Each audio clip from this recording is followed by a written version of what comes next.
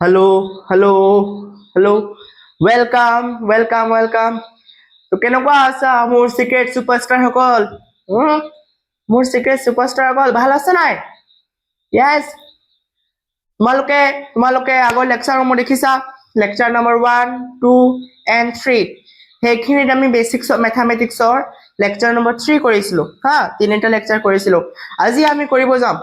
Basics of মেথমেটিক্সৰ lecture number 4 তো তোমালোকে ৰেডি আছা নে আৰু তোমালোকে আগৰ লেকচাৰসমূহ দেখিছা lecture number 1 lecture number 2 and lecture number 3 যদি সেইখিনি দেখিছা সেইখিনি ওয়াচ কৰাৰ পিছত তোমালোকে নোটস কৰিছা নোটস কৰি আকৌ সেই নোটসখিনি তোমালোকে প্ৰপাৰ প্ৰেক্টিস কৰিছা তো তোমালোকে যদি ইমানখিনি কাম কৰিছা তো ডেম শিওৰ তোমালোকে এটা সঠিক পথত গৈ আছা অলপ স্লোলি আছো আমি বাট পাই যাম বাট আমি আমাৰ লক্ষ্যত আমি পাই যাম ওকে তো আজি বেছি দেৰি নকৰো আমাৰ আজি বহুতখিনি পঢ়াৰো আছে তো স্টাৰ্ট দিছো আমাৰ লেকচাৰ নম্বৰ 4 বেসিক্স অফ মেথমেটিক্সৰ লেকচাৰ নম্বৰ 4 yes আহা বেসিক্স অফ মেথমেটিক্স আমি পঢ়ি আছিলো বেসিক অফ মেথছ আৰু এই বেসিক্স অফ মেথছৰ লেকচাৰ নম্বৰ কিমান আছিলে লেকচাৰ নম্বৰ আছিলে মানে এইবাৰ এটো হ'ব লেকচাৰ নম্বৰ 4 যোৱাটো আছিল লেকচাৰ নম্বৰ 3 এটো লেকচাৰ নম্বৰ 4 তো আমি বেছি দেৰি নকৰি আজি স্টাৰ্ট দিছো মাজত যদি কথা পতা একো হয় তেতিয়া পাতি লম ওকে তো আমি স্টাৰ্টিংত আমি যেটো ক্লাস চ্যাপ্টাৰ লেকচাৰ 3 যোনটো আছিলে সেই লেকচাৰ 3 যদি মই কও সেই লেকচাৰ 3 ত আমি দুটা পৰিমেয় সংখ্যাক আমি কি ধৰণে যোগ কৰো দুটা পৰিমেয় সংখ্যাক আমি কি ধৰণে বিয়োগ কৰো সেইবোৰ কথা আমি ডিসকাশন কৰিছিলো কিন্তু আমাৰ কমপ্লিট ডিসকাশন হোৱা নাছিলে আমি জাস্ট আধাখিনিহে ডিসকাশন কৰিছিলো তাৰে আমি ফাৰ্স্ট কি পাইছিলো আমি টপিক কি পঢ়ি আছিলো চোৱা টপিক পঢ়ি আছিলো যে দুটা পৰিমেয় সংখ্যাক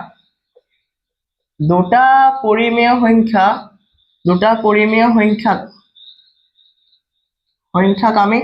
যোগ কেনেকে কৰো ওকে যোগ কেনেকে কৰো তো ফাৰ্স্ট এক নম্বৰ টপিক আছিলে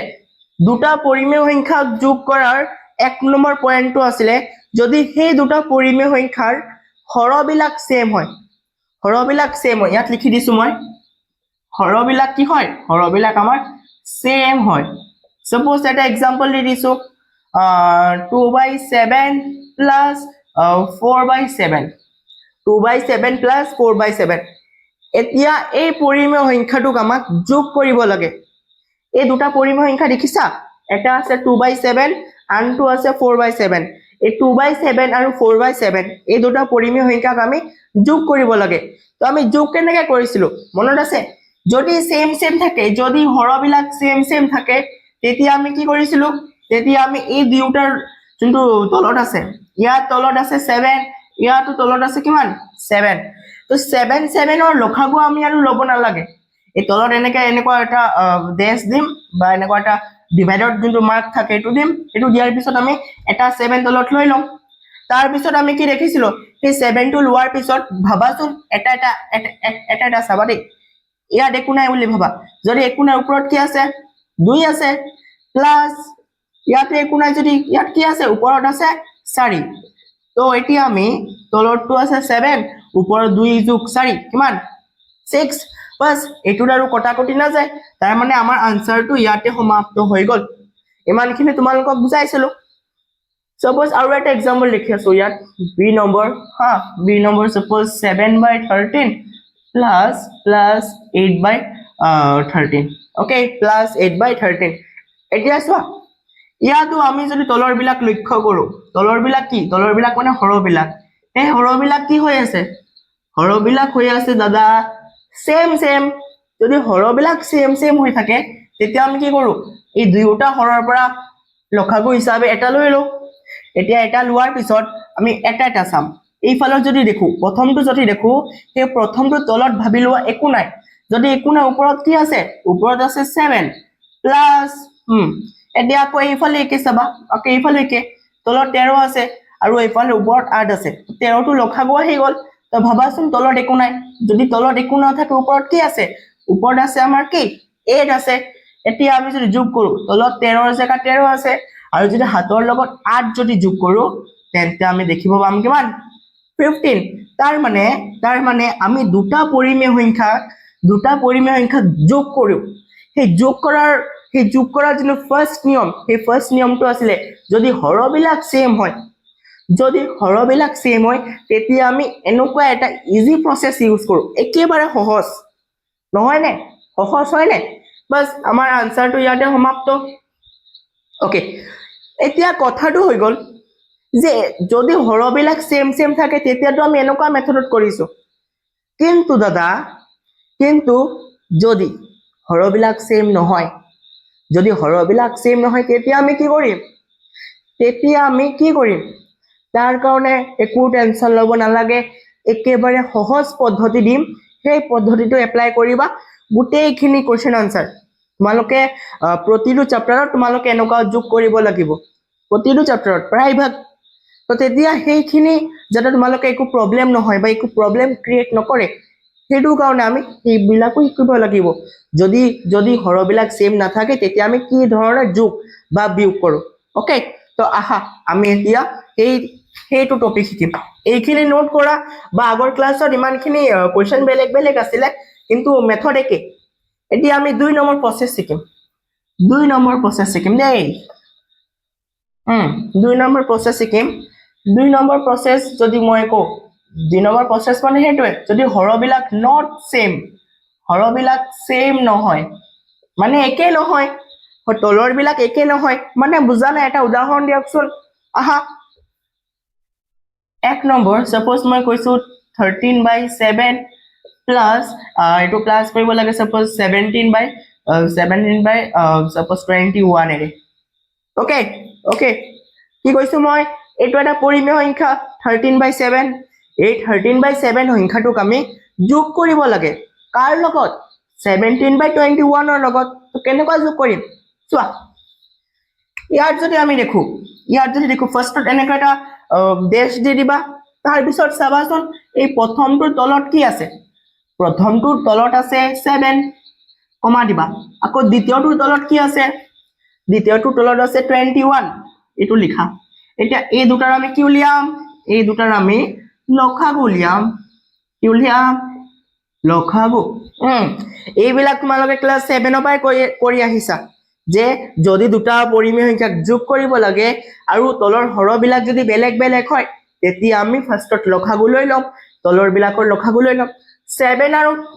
21 ৰ লসাগু কেনেকৈ লম চাবা ইয়াত আমি এনেকুৱা এটা সংখ্যা লব লাগিব কত এই ডখৰত আমি এনেকুৱা এটা সংখ্যা লম যোনটো 7 কো হৰণ যায় যোনটো 21 কো হৰণ যায় তো এনেকুৱা কোনটো সংখ্যা হ'ব পাৰে এনেকুৱা কোনটো সংখ্যা হ'ব পাৰে যোনটো 7 কো হৰণ যাব যোনটো 21 কো হৰণ যাব তো তোমালোকে শিওৰ ডাইৰেক্ট ক'ব পাৰিবা যদি মই 7 লও 7 ক এবাৰ যাব কমা 7 21 ক তিনিবাৰ যাব বাস তাৰ মানে এতিয়া আমি এই বাহিৰত কি পালো চোৱা বাহিৰত কি পালো বাহিৰত আছে 7 ইনটু ইয়াত আছে 1 ইনটু ইয়াত আছে 3 তো এই গোটেইবিলাক যদি আমি পূৰণ কৰো তেন্তে দেখিব পাবা 7 গুণ 7 7 3 গুণ 21 তাৰ মানে 7 আৰু 21 ৰ লসাগু আমি কিমান পালো 7 আৰু 21 ৰ লসাগু আমি পালো 21 21 এতিয়া এটা লবা এইফালে চোৱা এইফালে ওপৰত কি আছে এইফালে ওপৰত আছে 13 এইফালে ওপৰত আছে 13 এটা 13 ৰ লগত ডাইৰেক্ট ইয়াত প্লাস দি নিদিবা আমি যদি সেম হয় তেতিয়াহে আমি এটো কৰিছিলো যে তলত একো নাই বুলি আমি ওপৰৰ কিটা ডাইৰেক্ট যোগ কৰি দিছিলো কিন্তু এতিয়া হৰবিলাক বেলেগ আছে আৰু যদি হৰবিলাক বেলেগ থাকে তেতিয়া আমি কি কৰো ফাৰ্স্টত হৰবিলাকৰ লসাগু ললো লসাগু 21 পালো তাৰ পিছত এটা চাম ফাৰ্স্টত এই সাইডটো চোৱা এই যোনটো সাইড আছে 13/7 এই 13/7 ৰ ওপৰত 13 আছে তো 13 লিখিলো এতিয়া ইয়াৰ লগত পূৰণ চিন নিবা কি দিবা পূৰণ চিন দিয়াৰ পিছত এটা তলত কি আছে তলত আছে 7 তলত কি আছে তলত আছে ইয়াত আছে তলত 7 এই 7 লগত ইয়াত কি পূৰণ কৰিলে এই 7 লগত ইয়াত কি পূৰণ কৰিলে আনসাৰ 21 পাম তোমালোকে নিজে কোৱাচোন এই 7 লগত ইয়াত আমি কি পূৰণ কৰিলে আনসাৰ 21 পাম obviously তোমালোকে পাৰিবা ক্লাস 10 ষ্টুডেন্ট হয় তোমালোকে ক্লাস 10 ষ্টুডেন্ট হয় আমি জানো যে 7 3 গুণ 21 তাৰ মানে ইয়াত কি লিখিব পাৰো আমি ইয়াত লিখিব পাৰো 3 প্লাস এটা হৈ গল এটা প্লাস দিবা আকৌ এইফালে চোৱা এইফালে যদি দেখা ওপৰত কি আছে 17 লিখি দিয়া পূৰণ তলত কি আছে 21 আৰে 21 ৰ লগত ইয়াত কি ইনটু কৰিলে 21 পাবা কোৱাচোন কোৱা 21 ৰ লগত ইয়াত কি পূৰণ কৰিলে 21 পাবা কি হ'ব আনসাৰ কি হ'ব 1 হ'ব 21 into 1 21 এক গুণ 21 বাস এতিয়া তলত 21 আছে ওপৰত এইফালে চোৱা যত প্লাস আছে তাত প্লাস থৈ দিয়া আৰু যত পূৰণ আছে এইবিলাক দুটা সাইড বেলেগ বেলেগ কৰি দিয়া প্লাস আছে প্লাসক ইয়াত লিখিছো এইফালে পূৰণ হৈ আছে এইফালেও পূৰণ হৈ আছে বাস তো এইফালে যদি আমি দেখো 13 ৰ লগত 3 যদি পূৰণ কৰো মই ডাইৰেক্ট লিখি দিছো দেই 13 ৰ লগত 3 যদি পূৰণ কৰি কিমান পাবা 39 কিমান পাবা 39 আৰু 17 ৰ লগত 1 যদি ইনটু কৰা 17 এটা যদি চোৱা 21 আছে আৰু এইফালে কিমান পাবা এইফালে 6 4 1 4 4 একে 5 56 কিমান পালা 56 পালো তাৰ মানে আমি যদি লক্ষ্য কৰো ইয়াত আৰু কটাকটি যাব চোৱা কটাকটি যাব 21 দি হাতক যদি 21 ৰে কাটো 3 বাৰ যাব হাত দি যদি 56 ক কাটো কিমান বাৰ যাব 8 বাৰ যাব হাত দি 56 ক কাটিলে 7 দি 56 ক কাটিলে কিমান বাৰ যাব 8 বাৰ যাব ঠিক আছে ন 9 হাতে 6 উকলাই 3 4 4 একে 5 ওকে তো এফালে ওপৰত বালু 8 আৰু তলত আছে 3 দিস ইজ ইয়োৰ আনসাৰ ইমান ইজি কোৱা ইজি হয় নাই পাৰিবা নাই কোৱাচোন আৰে মই জানো মোৰ কমান্ডোস কেটা পাৰিব মোৰ কমান্ডোস হয় নাই তোমালোকে মোৰ সিক্ৰেট সুপাৰস্টাৰ হয় আৰু সিক্ৰেট সুপাৰস্টাৰ হোৱাৰ উপৰিও তোমালোকে মোৰ কমান্ডাৰস হয় মই যেনেকে কমান্ড দিম তোমালোকে তেনেকে কৰি যাবা বাস একদম যেনুকাই ওয়াৰ হক এটো আমি ডাইৰেক্ট ভিক্টৰি এচিভ কৰিম ওকে ভিক্টৰি এচিভ কৰিম ইমানখিনি বুজি পালা নাই ওকে যদি ইমানখিনি বুজি পালা তেন্তে ইয়াৰ লগতে আমি আৰু এটা প্ৰশ্ন কৰিব পাৰো ইমানখিনি হৈ গল নোট কৰা আছে এইবিলাক নোট কৰা এটা চোৱা ইয়াৰ লগত আমি আৰু এটা প্ৰশ্ন কৰিব পাৰো বেছি নকৰো দেই আজি প্ৰশ্ন অলৰেডি আমি আগৰ ক্লাছত কৰিছিলে প্ৰশ্ন এবাৰ সাপোজ কৰিম আমি 23 divided by 7 plus 7 plus 5 divided by 21 yes 5 divided by 21 এটো কৰো দেই সেম হয় দিউটা চাবলে বা চেঞ্জ কৰি দিয়াছোন ইয়াত চেঞ্জ কৰি দিয়া হা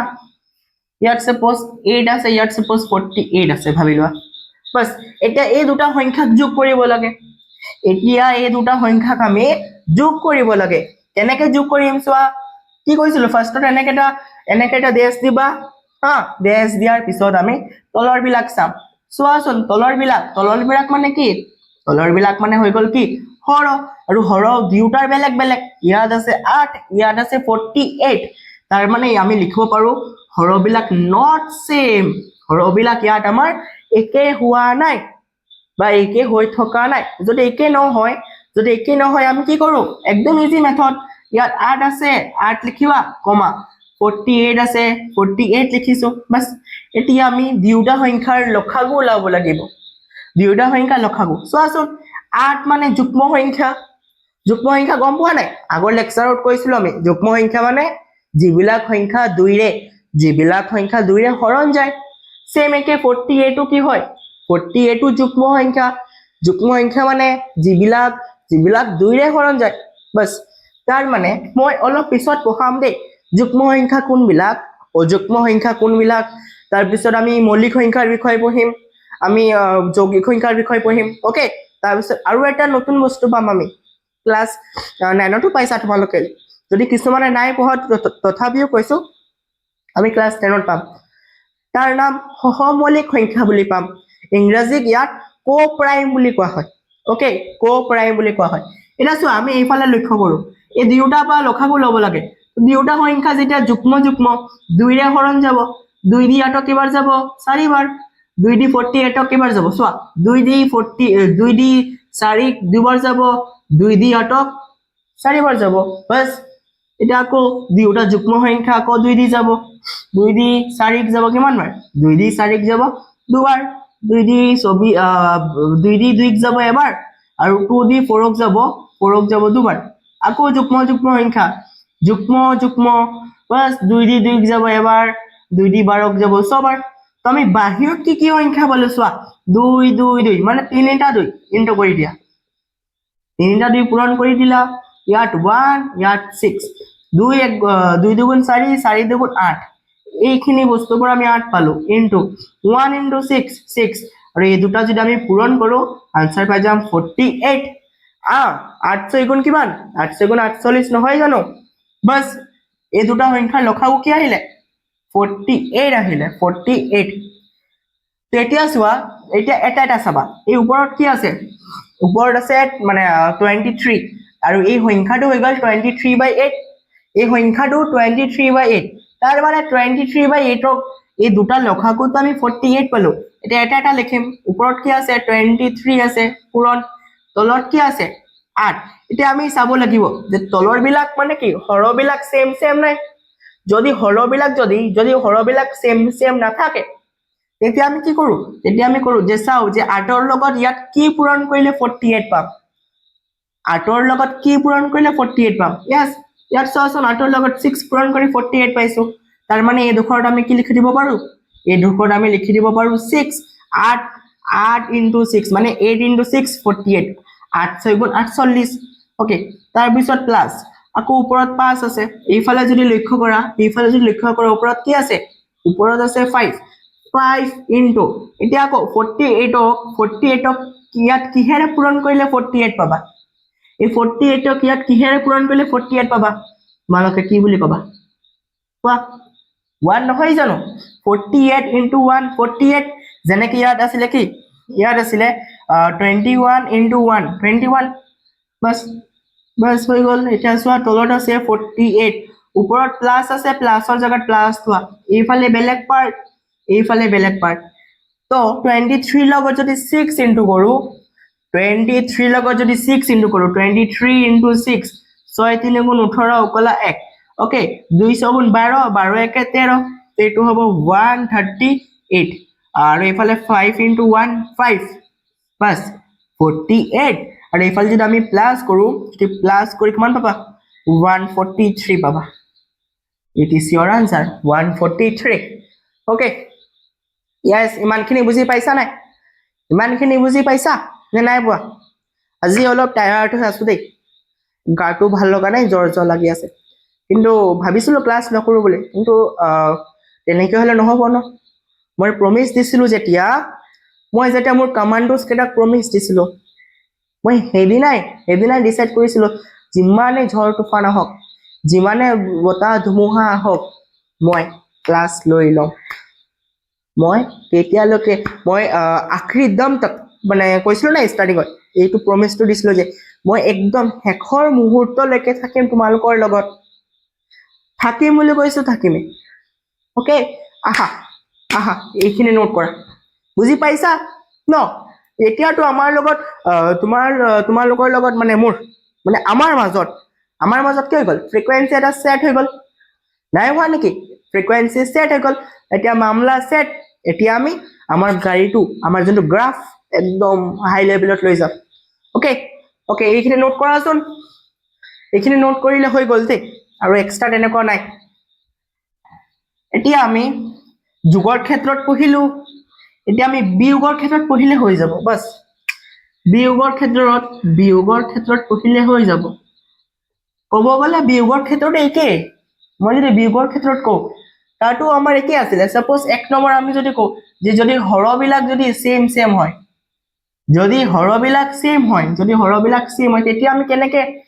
আমি কেনেকে বিয়োগ কৰো যদি হৰবিলাক সেম হয় আমি কেনেকে বিয়োগ কৰো চোৱা সাপোজ এটা কোৱেশ্চন লৈ লৈছো দেই 9/3 বা ইয়াত 5 লৈ লৈছো 9/5 minus 4/5 এতিয়া এই প্ৰশ্নটোক আমি কি ধৰণে সলভ কৰিম চোৱা তলত সেম নাম্বাৰ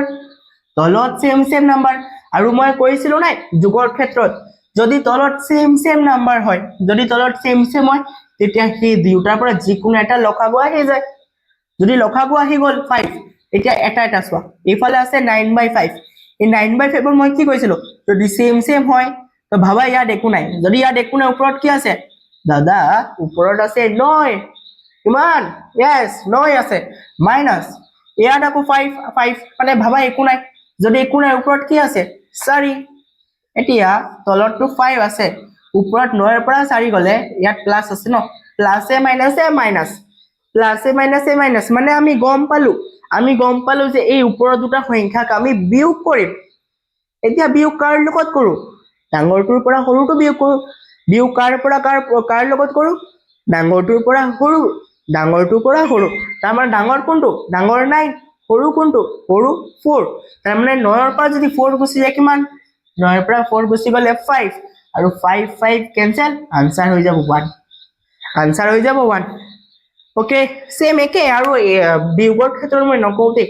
বিয়োগৰ ক্ষেত্ৰত আৰু ইমান নুবুজাও তোমালোকে এতিয়া কৰিব পাৰিবা বিয়োগৰ আৰু এটা যোনটো আমাৰ হেৰি আছে সেকেন্ড পাৰ্ট যদি হৰবিলাক সেম নহয় যদি বিয়োগৰ ক্ষেত্ৰত হৰবিলাক যদি নট সেম মানে সেম নহয় তেতিয়া আমি কি কৰিম চোৱা সাপোজ এক নম্বৰ কোৱেশ্চন আছে মই এনেকৈ দিছো 9/4 minus का suppose 7/3 yes 9/4 minus 7/3 এতিয়া এই সংখ্যাটোক আমি কি ধৰণে বিয়োগ কৰিম চোৱা ইয়াত তলত যদি দেখো 4 আছে তলত যদি দেখো 3 আছে মানে আমি ইয়াত ক'ব পাৰি যে এই দুটা সংখ্যাৰ হৰবিলাক not same মানে একে হৈ থকা নাই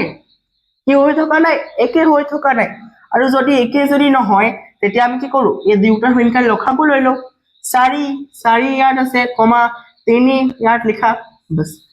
এতিয়া চোৱা ইয়াত আমি এনেকুৱা এটা সংখ্যা লম যোনটো সংখ্যা 4 কো হৰণ যায় যোনটো সংখ্যা 3 কো হৰণ যায় একৰ বাহিৰে আমি ইয়াত এনেকুৱা সংখ্যা লম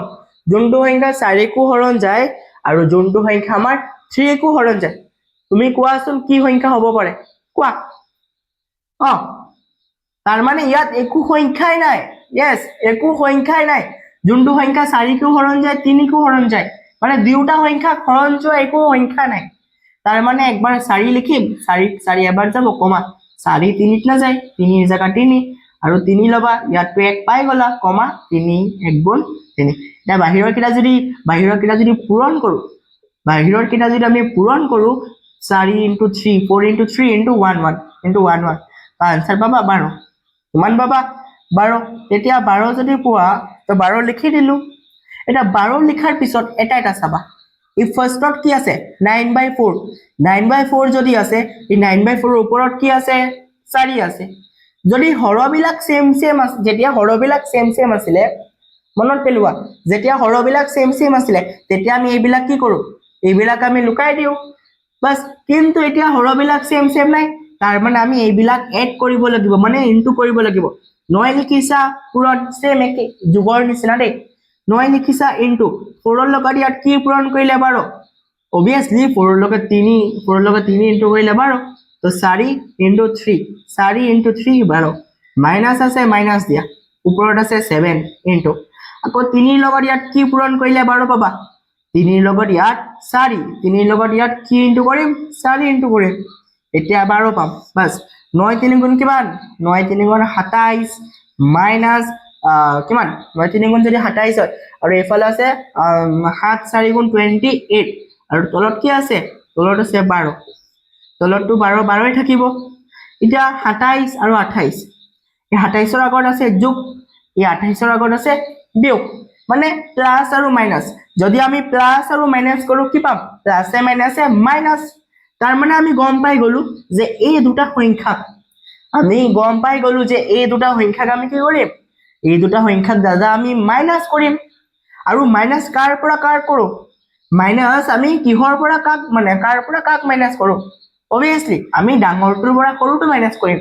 ডাঙৰ 28 সৰু 27 28 ৰ পৰা 27 মাইনাস কৰিলে আনসাৰ পাবা 1 যে 1 পালো কিন্তু 1 ৰ আগত প্লাস বহিব নে মাইনাস বহিব হেতু নিৰ্ণয় কৰিব ডাঙৰ সংখ্যাৰ আগত কি আছে ডাঙৰ সংখ্যাৰ আগত আছে মাইনাস তো ইয়াটো কি আহি যাব মাইনাস তো তেনেকুৱা টাইপৰ কথা প্লাসে মাইনাস 28 ৰ পৰা 27 যাব আনসাৰ হ'ব 1 ডাঙৰ সংখ্যা 28 ৰ পৰা যদি 28 ৰ আগত যদি মাইনাস থাকে মাইনাস বাস এটো আৰু কটাকটি নাই যে আনসাৰ এটো yes ইমানখিনি বুজি পাইছা নাই তোমালোকে আশা কৰিম ইমানখিনি তোমালোকে বেটাৰ বুজি পাইছা আৰু কোৱেশ্চন তেনেকুৱা নলগাও আমি পিছত যেতিয়া আমি আমাৰ চ্যাপ্টাৰ খিনি কৰিম তেতিয়া তাত আমি প্ৰশ্ন পামে তো হেতু যেতিয়া পাম হেবিলাক প্ৰশ্নৰ লগতে আমি খেলিলে হৈ যাব আমাৰ একদম কমপ্লিট হৈ যাব ওকে তো এতিয়া আমি যোগ আৰু বিয়োগৰ ক্ষেত্ৰত কি ধৰণে মানে দুটা পৰিমেয় সংখ্যাক আমি যোগ আৰু বিয়োগ কি ধৰণে কৰো দুটা স্টেপত ভাগ কৰি দিলো এটা স্টেপ যদি হৰবিলাক সেম হয় সেইটো স্টেপত আমি যোগ কেনেকে কৰো বিয়োগ কেনেকে কৰো সেইটো শিকালো এন্ড সেকেন্ড স্টেপত আমি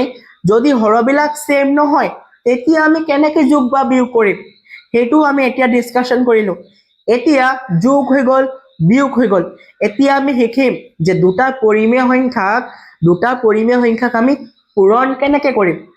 বুজি পাইছা তোমালোকে শুনা আমি ফাৰ্স্টত কি শিকিলো যে যদি দুটা পৰিমেয় সংখ্যা থাকে সেই পৰিমেয় সংখ্যাবিলাকক আমি যোগ কি ধৰণে কৰো হেতু ডিপেন্ড কৰিব দুটা স্টেপত ফাৰ্স্ট স্টেপ যদি দুটা পৰিমেয় সংখ্যাৰ হৰবিলাক যোন দুটা পৰিমেয় সংখ্যা লম সেই পৰিমেয় সংখ্যা দুটাৰ হৰবিলাক যদি সেম হয় তেতিয়া আমি এটা মেথড ইউজ কৰিম যোনটো আটাইতকৈ ইজি মেথড আছে কিন্তু যদি হৰবিলাক সেম নহয় হেতু ক্ষেত্ৰত আমি বেলেগ এটা মেথড লগাইছিলো হেতু আমাৰ ইমান টাফ লগা নাই যদিও তোমালোকে অলপ যদিও দিগদাৰি পাইছা যেতিয়া আমি কোৱেশ্চন আৰু কৰিম পিছৰ চ্যাপ্টাৰত তেতিয়া ইনে ক্লিয়াৰ হৈ যাব অকল মেথডটো জানি থোৱা যে দুটা পৰিমেয় সংখ্যাৰ হৰবিলাক যদি বেলেগ হয় হেতু ক্ষেত্ৰত আমি কি ধৰণে আমি খেলিব লাগিব কি ধৰণে আমি খেলিব লাগিব তো আই হোপ ইমানখিনি বুজি পাইছা তো এতিয়া আমি গৈ আছো পূৰণৰ ক্ষেত্ৰত দুটা পৰিমেয় সংখ্যাক আমি পূৰণ কি ধৰণে কৰিম ওকে ইমানখিনি বুজি পাইছা হয়তো তোমালোকে আজি অলপ এডজাস্ট কৰিবা দেই মোৰ গাটো মানে ক'ব গ'লে ভাল লগাই নাই তথাপি মই এনাৰ্জি আছে ইমানো নাই মানে ক'ব নোৱাৰি কিন্তু জাস্ট কথাটো অলপ লাহেকে কৈ আছো ওকে কথাবিলাক অলপ ফ্লোকে কৈ আছো লাহেকে কৈ আছো ওকে এতিয়া আমি হেডিং দিয়া হেডিং দিবা কি দিবা যে দুটা পৰিমেয় সংখ্যাক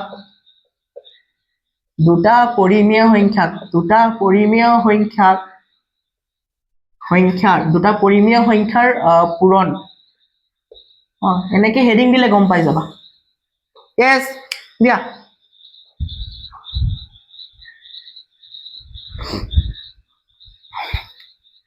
এইফালে চোৱা দুটা পৰিমেয় সংখ্যাৰ পূৰণ আমি কি ধৰণে কৰিম সাপোজ এক নম্বৰ আমি কোৱেশ্চন এটা লৈছো 2/3 ইনটু কৰিম সাপোজ 3/2 লগত বা এটো নহয় বেলেগ সাপোজ 2/3 লৈছো ইয়াৰ লগত ইনটু কৰিব লাগে সাপোজ 9/6 yes কিন্তু কি কৰিব লাগে 9/6 এটা কি কৰিম চোৱা ফাৰ্স্ট আমি কি কৰিম ওপৰৰ ইনটু কৰি দিবা ওপৰটো লগত ইয়াৰ ওপৰটো ইনটু কৰি দিবা কৰি দিয়া 2 * 9 2 * 9 ডিভাইডেড বাই আকৌ তলে ইনটু কৰি দিয়া 3 * 6 এতিয়া চোৱা ওপৰত ইনটু হৈ আছে তলতো ইনটু হৈ আছে এতিয়া আমি কটাকটি কৰিব পাৰি চোৱা 3 দি যদি 3 কাটো এবাৰ যাব 3 দি যদি 9 কাটো কিমান যাব তিনিবাৰ যাব কটাকটি কৰাৰ নিয়ম জানা নাই কটাকটি কৰাৰ নিয়ম হেতুৱে যে ওপৰ আৰু তলত আমি সেম সংখ্যা দি কাটিব লাগিব ওপৰত লোক আমি 3 দি যদি কাটিছো তিনিবাৰ যাব সেম হেই 3 দি এই 3 কো কাটিব লাগিব তলৰটো 3 এবাৰ যাব হৈ গল আকৌ 2 দি 2 কাটিছো এবাৰ যাব 2 দি 6 কাটিছো তিনিবাৰ যাব হৈ গল ওপৰত আছে 1 ইনটু ইয়াত পালো আমি 3 তলত আছে 1 ইনটু ইয়াত পালো আমি 3 তো 3 লগত 3 ক্যান্সেল 1 লগত 1 ক্যান্সেল বুলি ক'ব পাৰো আনসাৰ 0 নহয় কিন্তু 3 এবাৰহে যাব একক এক এবাৰ কি যাব তো 1 ওপৰত আছে 1 ইনটু 1 আনসাৰ পাবা কিমান 1 ইনটু 1 কিমান 1 ওকে ক্লিয়াৰিটি নাই পোৱা আৰু এটা কোৱেশ্চন কৰি লম 13/7 ইনটু 11/2 yes নোট কৰা 13/7 ইনটু 13/7 ইনটু 11/2 এই দুটা সংখ্যাক আমি কি ধৰণে আমি পূৰণ কৰিম সো ফাৰ্স্ট কি কৰিছিল ওপৰৰ ওপৰে ইনটু কৰি দিবা 13 আছে 13 ৰ লগত পূৰণ কৰি দিম কি 11 তলত কি আছে 7 তলে তলে পূৰণ কৰি দিবা 7 ইনটু 2 হৈ গল 13 ইনটু 11 13 ইনটু 11 যদি আমি কৰো 11 ৰ 3 আৰু এফালে 1 3 4 1 143 okay 143 okay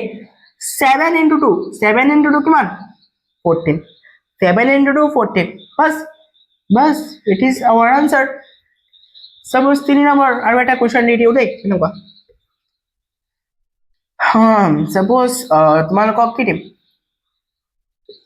6/11 into 23/23 কি পাম 23/6 okay 23/6 এটা সলিউশন যদি কৰো কেনেকৈ কৰিম চাবা ইয়াত আছে 6/11 into ওপৰত আছে 23/6 23/6 এটা চোৱা মাজত কি আছে পূৰণ আছে এইফালে 6 ওপৰত আছে এইফালে 6 তলত আছে তো ওপৰৰ 6 ৰ লগত তলৰ 6 কেনসেল 6 কেনসেল এবাৰ গল এইফালে 6 এবাৰ তো 1 into 23 1 into 23 ডিভাইড বাই এইফালে 11 into তলে তলে ইনটু যদি কৰো 11 into 1 প্লাস এতিয়া ওপৰত পাবা 23 1 into 1 1ৰ লগত 23 পূৰণ কৰিলে 23 11 ৰ লগত 1 ইনটু কৰিলে 11 ৰ লগত 1 ইনটু কৰিলে 11 ইমান ইজি দুটা পৰিমেয় সংখ্যাক পূৰণ কৰা আটাইতকৈ ইজি যোগৰ পৰা একদম ইজি বিয়োগৰ পৰা একদম ইজি ওকে এতিয়া পূৰণখিনি যদি কমপ্লিট হৈ গল পূৰণখিনিত যদি একো ডাউট নাই এতিয়া তোমালোকে পূৰণখিনিত যদি একো ডাউট নাই এটা তোমালোকে হৰণ কৰিব পাৰিবা মানে আমি তোমালোকে নহয় মইওতো আছো ন মইতো তোমালোকৰ লগত পঢ়ি আছো আমি এতিয়া দুটা পৰিমেয় সংখ্যাক হৰণ কৰিব লাগিব একদম ইজি পূৰণৰ নিচিনাই হয় অকল তাৰ আমি হৰণ পঢ়াৰ আগতে আমি আৰু এটা আমি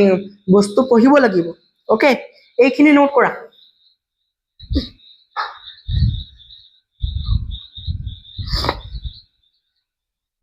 yes এইখিনি নোট কৰা হল এতিয়া আমি সেই টাৰ্মটো এটা টাৰ্ম পঢ়িব লাগিব যাক কোৱা হয় প্ৰতিক্ৰম বুলি কোৱা হয় কি বুলি কম প্ৰতিক্ৰম আৰু ইংৰাজীত লিখি দিছো দেই ইংৰাজীত ইয়াক কোৱা হয় ৰেচিপ্ৰকেল মানে প্ৰতিক্ৰম মানে কি চোৱা প্ৰতিক্ৰমৰ মই যদি সহজ মিনিং কৈছো প্ৰতিক্ৰমৰ সহজ মিনিংটো হৈ গল উল্টা প্ৰতিক্ৰমৰ সহজ মিনিংটো হৈ গল কি উল্টা মানে সাপোজ মই এটা পৰিমেয় সংখ্যা লৈছো 2/3 মই এটা পৰিমেয় সংখ্যা লৈছো কি 2/3 সেই 2/3 পৰিমেয় সংখ্যাটো এই 2/3 পৰিমেয় সংখ্যাটোক মই প্ৰতিক্ৰম কৰিব লাগে মোক কি কৰিব লাগে প্ৰতিক্ৰম কৰিব লাগে কি কৰিবা এই ওপৰৰ যোনটো আছে 3 এই ওপৰৰ যোনটো আছে 3 সেই 3 টোক আমি ওপৰত লিখি দিম আৰু ওপৰত সৰি এই তলত যোনটো 3 আছে এই তলত যোনটো 3 আছে এটোক ওপৰত লিখি দিম আৰু ওপৰত যোনটো 2 আছে এটোক আমি তলত লিখি দিম বুজি পাইছা 2 নম্বৰ কোৱেশ্চন যদি দিও সাপোজ 3/7 এই 3/7 যদি প্ৰতিক্ৰম কৰিব লাগে কি কৰিবা যদি প্ৰতিক্ৰম কৰিব লাগে 3/7 কি কৰিবা ডেশ দিবা যোনটো তলত 7 আছে এই তলৰ 7 টো ওপৰত গুচি যাব আৰু ওপৰত 3 টো তলত ৰাখি যাব প্ৰতিক্ৰম মানে কি উল্টা এক্সচেঞ্জ ওকে এক্সচেঞ্জ মানে ওপৰটো তলত তলতটো ওপৰত কৰি দিম সাপোজ আৰু এটা বস্তু আছে 3 নম্বৰ তোমাৰ লগত সাপোজ আছে a/b কি আছে a/b সেই a/b ক মই প্ৰতিক্ৰম কৰিব লাগে কি কৰিবা b ওপৰত ডিভাইড বাই a তলত yes বুজি পাইছা নাই b ওপৰত b তলত আছে ইয়াত প্ৰতিক্ৰম কৰাৰ পিছত b ওপৰত আৰু a ওপৰত আছিল এতিয়া a আহি গল তলত আই হোপ ইমানখিনি বুজি পাইছা প্ৰতিক্ৰম বুজি পাইছা নোট কৰা জলদি জলদি নোট কৰা জলদি ফাষ্ট এতিয়া এতিয়া আমি ৰেডি দুটা পৰিমেয় সংখ্যাক আমি কি ধৰণে কি কৰিম কি ধৰণে আমি হৰণ কৰিম ওকে কি ধৰণে আমি হৰণ কৰিম সাপোজ এক নম্বৰ সাপোজ লৈছো মই 2/7 divided by suppose ইয়াত লৈছো 28/3 yes 2/7 হৰণ 28/3 এতিয়া এই দুটা সংখ্যাক আমি কি ধৰণে আমি কি কৰিম হৰণ কৰিম চোৱা কি কৰিবা সলিউশন কি কৰিবা চোৱা 2/7 আছে ফাৰ্ষ্টত কি সংখ্যা আছে ফাৰ্ষ্টত আছে আমাৰ 2/7 ওকে 2/7 যেনেকুৱা আছে ফাৰ্ষ্টতটো যেনেকুৱা আছে তেনেকুৱা লিখিলো এতিয়া এই হৰণৰ যত হৰণ আছে এই হৰণটোৰ জেগাত আমি কি দিম এই হৰণৰ জেগাত পূৰণ দিম এটা তোমালোকে কবা আমাকটো হৰণেহে কৰিব কৈছিলে আমাক পূৰণ কৰিব কোৱা নাই তো দাদা আপুনি কিয় পূৰণ দিছে ইয়াত তো হেতুৱে তোমালোকক বুজাব বিচাৰিছো যে আমি দুটা পৰিমেয় সংখ্যাক হৰণ কৰাটো আমাৰ কাৰণে ই মানে অলপ কঠিনদায়ক কাম হৈ যায় হেতু কাৰণে আমি সেই হৰণৰ পৰা আমি সেই বস্তুটো হৰণৰ পৰা আমি পূৰণলৈ কনভাৰ্ট কৰি দিও পূৰণলৈ কি কৰি দিও কনভাৰ্ট কৰি দিও আৰু সেই কনভাৰ্ট কৰোতে বা সেই ট্ৰান্সফাৰ কৰোতে আমাক এটা বস্তুৰ দৰকাৰ পৰে সেই বস্তুটো হৈ গল কি প্ৰতিক্ৰম সেই বস্তুটো প্ৰতিক্ৰম কাক প্ৰতিক্ৰম কৰিম ইয়াত হৰণ আছিলে মিডলত হৰণ আছিলে মইতো লিখি দিলো পূৰণ তো প্ৰতিক্ৰম কাক কৰি দিবা এই সেকেন্ডৰ যোনটো নাম্বাৰ আছে মানে প্ৰতিক্ৰম মানে 3 ওপৰত গুচি যাব 28 তলত আহি গল বাস এটাটো পূৰণে হৈ গল এটো 2/7 into 3/8 পূৰণ কৰি দিয়া দাদা আপুনি শিকাইছিলে যে ওপৰৰ পূৰণ কৰো ওপৰৰ মানে 2 into 3 তলে পূৰণ কৰো তলে মানে 7 into 28 এটা চোৱা 2 1 গুণ 2 এটো যুগ্ম সংখ্যা পূৰণ চিন আছে যদি পূৰণ চিন থাকে ওপৰৰ তলে আমি কাটিব পাৰি বাস 2 দি 2 কেবাৰ গল 2 দি 14 বাৰ যাব 28 14 বাৰ যাব 28 বাস এতিয়া চোৱা ওপৰত আছে 3 1 into 3 তলত আছে 7 into 14 ইফালে লিখি দিছো দেই 7 into 14 ওপৰত 3 আছে 7 into 14 যদি কৰো আমি 7 4 গুণ 28 উকলা 2 7 1 7 7 2 9 98 yes 98 it is your answer okay 3/98 মানে আমি সংখ্যা দুটা কি লৈছিলো 2/7 এই 2/7 ৰ লগত আমি 28/3 ক আমি ডিভাইড কৰিছিলো আৰু আমি ডিভাইড ডাইৰেক্ট কৰিব নোৱাৰি হেতু কাৰণে ডিভাইড কৰিব নোৱাৰি বুলি আমি ডাইৰেক্ট কি কৰি দিলো পূৰণত লৈ আহিলো এটো একদম সিম্পল মেথড আমাক ডিভাইড কৰিব পাৰি কিন্তু অলপ সময় লাগিব আৰু এটো এনেকুৱা মেথডত কৰিলে আমি টাইম না লাগে বাস জাস্ট আমি কি কৰিম এই হৰণৰ পৰা আমি পূৰণত লৈ আনিম আৰু এই হৰণৰ পৰা পূৰণত আনিবলৈ এটা বস্তু চেঞ্জ কৰিব লাগিব এটো হল যোনটো আমাৰ সেকেন্ড সংখ্যা আছে সেই সেকেন্ড সংখ্যাটোক আমি প্ৰতিক্ৰম কৰিব লাগিব মানে 3 ওপৰত 28 ক তলত ইয়াত চোৱা 3 ওপৰত আছে 28 তলত আছে বাস 2/7 into 3/8 হৈ গল এতিয়া পূৰণটো আমি কৰিব পাৰি ওপৰে পূৰণ কৰিবা তলে পূৰণ কৰিবা বাস 2 into 3 divided by 7 into 28 2 আৰু 28 দুটা আমাৰ যুগ্ম সংখ্যা 2 দি 2 কেবাৰ যাব আকৌ হে 2 দি যদি 28 কাটো 14 বাৰ যাব বাস এনেকৈ সলিউশন কৰি আমি আমাৰ আনসাৰটো পাই গলো ইমানখিনি বুজি পাইছা নাই কোৱা yes বুজি পাইছা নাই ইমানখিনি বুজি পোৱাটোহে মেটাৰ কৰে আৰু একো এক্সট্ৰা একো মেটাৰ নকৰে ওকে তো ইমানখিনি যদি বুজা হৈ গল আমাৰ তো আমি এটা নেক্সট কি কৰিম ইমানখিনি গল হৰণ ইজি হৰণ আৰু নালাগে দেই কৰিব ওকে ইমানখিনি কৰিলো নোট কৰা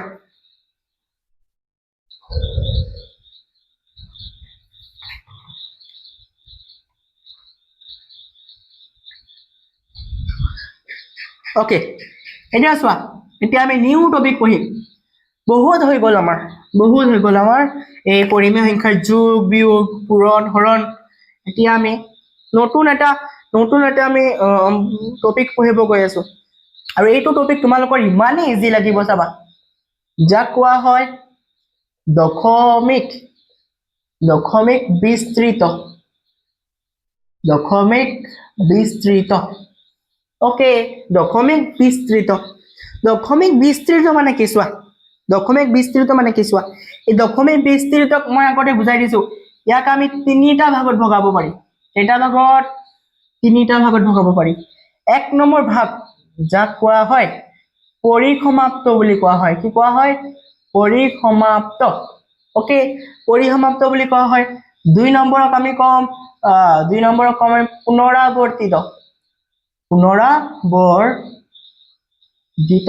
পুনৰাবৰ্তিত আৰু তিনি নম্বৰ আমি পিছত পঢ়িম ওকে তিনি নম্বৰ আমি পিছত পঢ়িম তো চোৱা এনেকুৱা লাগিছে যে অলপ শুনা सुना लग रहा है ना सुना পুনৰাবৰ্তিত আমি শুনিছিলো আগতে অলপ তুমি দুটামান ক্লাছ আগত গলে শুনি পাবা বা তাত দেখিবা যে পুনৰাবৰ্তিত কি আছিলে ওকে পৰিসমাপ্ত বুলি ক'লে আমি পাই আহিছো বাস নামটো নাজানো এতিয়া আমি কামটো চাই লম হা তো দশমিক বিস্তৃত মানে কি চোৱা সাপোজ মই এটা সংখ্যা লিখিছো 3.146 এই 3.146ক মই দশমিক বিস্তৃত লিখিব লাগে মোক কি লিখিব লাগে দশমিক বিস্তৃত লিখিব লাগে কেনেকৈ লিখিম চোৱা এই 3.146ক মই যদি দেখো পইণ্টৰ পিছত 1 2 3 তিনিটা ঘৰত কি হৈ গল তিনিটা ঘৰত এটো দাদা স্টপ হৈ গল আৰে দাদা এটো বুজাইছিলে আপুনি আকৌ ৰিপিট কিয় কৰি আছে এটো কাৰণে বুজাইছিলো যাতে তোমালোকৰ মাল্টিপল টাইমছ ৰিভাইজ হ'ব আৰু ইমান ইজি হৈ পৰিব বস্তুখিনি যাতে তোমালোকে ৰাতি যদি 3টা বজাত যদি উঠাই দিয়ে ন ঐ উঠ যদি পইণ্টৰ পিছত যদি ষ্টপ হৈ যায় কি হ'ব ক ডাইৰেক্ট কৈ দিবা এটো এনেকা আছিলে কাৰ পৰা গেলে শিকিলো ন আমাৰ কমান্ডোস আছে কমান্ডোস পাই গেলো ওকে কমান্ডোস নহয় কমান্ডাৰ তোমালোকেহে কমান্ডোস বাই কমান্ডোস কবা আমাৰ ট্ৰেইনাৰ আছে এক্সট্ৰা ট্ৰেইনাৰ আছে আমাৰ ওকে এটা চোৱা তো পইণ্টৰ পিছত তিনিটা ঘৰত ষ্টপ হৈ গল যদি ষ্টপ হৈ যায় তেতিয়া আমি সংখ্যাটো পৰিমেয় সংখ্যা বুলি কৈছিলো যিবিলাক সংখ্যা দশমিকৰ পিছত ষ্টপ হৈ যায় এইবিলাক সংখ্যাক আমি পৰিমেয় সংখ্যা বুলি কৈছিলো আৰু এনেকুৱা পৰিমেয় সংখ্যা চোৱা যিবিলাক সংখ্যা দশমিকৰ পিছত ষ্টপ হৈ যায় এইবিলাকক আমি পৰিমেয় সংখ্যা কৈছিলো আৰু তেনেকুৱা পৰিমেয় সংখ্যাক বা দশমিক বিস্তৃত যদি আমি কওঁ দশমিক বিস্তৃত হ'ব ইয়াৰ পৰিসমাপ্ত মানে কি দশমিকৰ পিছত কমপ্লিটলি সমাপ্ত হৈ গল নাই হোৱা নেকি ইয়াৰ দশমিকৰ পিছত তিনিটা ঘৰত পিছত কি হৈ গল ষ্টপ হৈ গল আৰু তো যোৱা নাই ডট গৈ আছে নেকি নাই যোৱা বাস কি হৈ গল ষ্টপ হৈ গল বাস এইটোৱে আছিলে তো যিবিলাক সংখ্যা ষ্টপ হৈ যায় দশমিকৰ পিছত সেইবিলাককে কোৱা হয় কি সেইবিলাককে কোৱা হয় দাদা পৰিসমাপ্ত বুলি তাৰ মানে এটা এক্সাম্পল দি দিয়া 2.314 এইটো এটা পৰিসমাপ্ত হ'ব দুই নম্বৰ এক্সাম্পল দেই দুই নম্বৰ এইটো লৈ লৈছো 3.146 তিনি নম্বৰ 1.4124 বাস 46 লৈ লোৱা এইখিনি গোটেইবিলাক কি হয় আমাৰ পৰিসমাপ্ত হয় সেম একে পুনৰাবৰ্তিত একে হয় পুনৰাবৰ্তিত কি হয় পুনৰাবৰ্তিত মানে কি যিবিলাক সংখ্যা সাপোজ 2.313 আকৌ পাবা 313 তাৰ মানে 313 ডট এইবিলাক সংখ্যা যিবিলাক সংখ্যা দশমিকৰ পিছত বাৰে ৰিপিট হৈ থাকে বাৰে কি হৈ আছে ইয়াত বাৰে ৰিপিটিং হৈ আছে যিবিলাক সংখ্যা দশমিকৰ পিছত বাৰে ৰিপিটিং হৈ থাকে তেনেকুৱা বিলাক সংখ্যাক তো আমি পৰিমেয় সংখ্যা কৈছিলো আৰু এটো কোন মানে কেনেকুৱা টাইপৰ পৰিমেয় সংখ্যা ইয়াৰ দশমিক বিস্তৃত তুমি কি বুলি কবা ইয়াৰ দশমিক বিস্তৃত কি বুলি কবা তোমালোকে কবা যে ইয়াৰ দশমিক বিস্তৃত হৈ গল পুনৰাবৰ্তিত yes পুনৰাবৰ্তিত মানে যিবিলাক সংখ্যা দশমিকৰ পিছত বাৰে বাৰে ৰিপিট হৈ থাকে কিন্তু সমাপ্ত নহয়, বাৰে বাৰে ৰিপিট হৈ থাকে, তেনেকুৱা সংখ্যাকে আমি কি বুলি ক'ম? তেনেকুৱা সংখ্যাক আমি পৰিমেয় সংখ্যা বুলি কওঁ। আৰু মই যদি প্ৰশ্ন সুধো এই সংখ্যাবিলাক যিবিলাক সংখ্যা দশমিকৰ পিছত বাৰে বাৰে ৰিপিট হৈ থাকে এইবিলাক সংখ্যাৰ দশমিক বিস্তৃত কি? তুমি কি ক'বা? যিবিলাক সংখ্যা পইণ্টৰ পিছত বাৰে বাৰে ৰিপিট হৈ থাকে এইবিলাক সংখ্যাৰ দশমিক বিস্তৃতি হ'ল পুনৰাবৰ্তিত। কি বুলি ক'বা? পুনৰাবৰ্তিত। ওকে, তো ইয়াত এক্সাম্পল যদি দিওঁ আমি কি পাবা? এক নম্বৰ এক্সাম্পল পাবা সাপোজ 2 পইণ্ট এইটো লৈ লৈছো 313 313 313 313 313 ডট ডট ডট ডট মানে গৈ আছে, ক'ত শেষ হ'ব আমি নাজানো, বাট আমি ইমানটো গম পালো যে বস্তুখিনি বাৰে বাৰে কি হৈ আছে? ৰিপিটিং হৈ আছে। আৰু এনেকুৱা সংখ্যাক আমি এনেকুৱা লিখিব পাৰিছিলো, মনত আছে? 2.313 ৰিপিটিং কি হৈ আছে? 313 313 313 বাস ইয়াত দিব পাৰো 2.313 আৰু 313 ওপৰত বাৰ। বাৰ মানে কি বুজাইছে? বাৰ মানে বস্তুটো বাৰে বাৰে বাৰে বাৰে ৰিপিটিং হৈ আছে, সেইটোৱে বুজাইছে। বাস 2 নম্বৰ যদি আমি লওঁ 3.2167 2167 2167 ডট ডট ডট এইটো সংখ্যাও কি হ'ব? পুনৰাবৰ্তিত হ'ব। বাস ইমানখিনি বুজি পাবাই তোমালোকে। নেক্সট যোনটো আছে সেইটো আমি ডিছকাশ্যন কৰিম মেইন টপিক হিচাপে, যাক আমি ক'ম অপৰিমেয় সংখ্যা বুলি। কি বুলি ক'ম? অপৰিমেয় সংখ্যা বুলি ক'ম। ইয়াক আমি এক্সট্ৰালি ডিছকাশ্যন কৰিম। ওকে, আগতে সেইখিনি তোমালোকে এইখিনি নোট কৰি লোৱা, নোট ডাউন কৰি লোৱা। য়েছ, জলদি।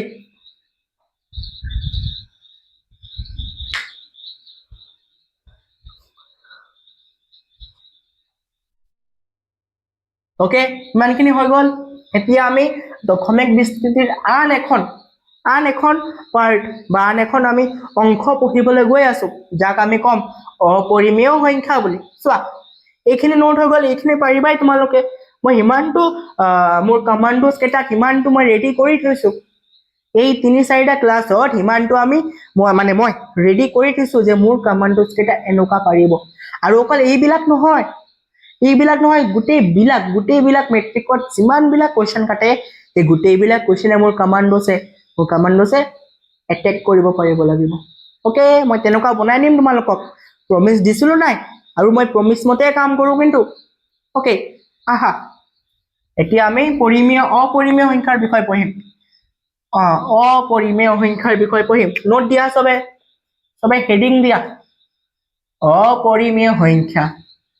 অপৰিমেয় সংখ্যা।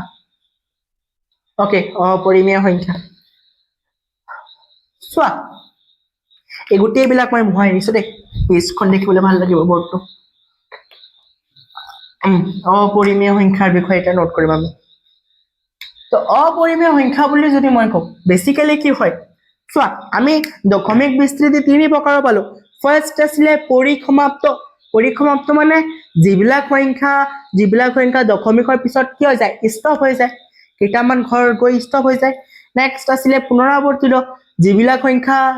সংখ্যা দশমিকৰ পিছত বাৰে বাৰে ৰিপিট হৈ থাকে। এই দুয়োটা শ্ৰেণীৰ সংখ্যাক আমি পৰিমেয় সংখ্যা বুলি নাম দিছিলো। আৰু সিহঁতৰ দশমিক শ্ৰেণীবিলাক বেলেগ বেলেগ, দশমিক বিস্তৃতবিলাক বেলেগ বেলেগ। এতিয়া আমি সেই দশমিক বিস্তৃতিৰ আন এখন পাৰ্ট পঢ়িম যাক আমি অপৰিমেয় সংখ্যা হিচাপে জানো। ওকে, অপৰিমেয় সংখ্যা হিচাপে মানে অপৰিমেয় সংখ্যাক আমি এনেকুৱা ক'ব পাৰো যে যিবিলাক সংখ্যা ষ্টপো নহয়, যিবিলাক সংখ্যা ৰিপিটিঙো নহয়, মানে যিবিলাক সংখ্যা পৰিসমাপ্ত নহয়, যিবিলাক সংখ্যা পুনৰাবৰ্তিতো নহয়, সেইবিলাক সংখ্যাকে কি বুলি ক'ম? আমি অপৰিমেয় সংখ্যা বুলি ক'ম। ইয়াত লিখি দিবা যিবোৰ সংখ্যা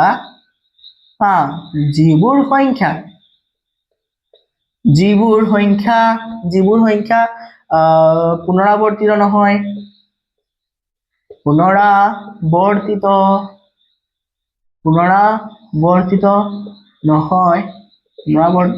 আৰু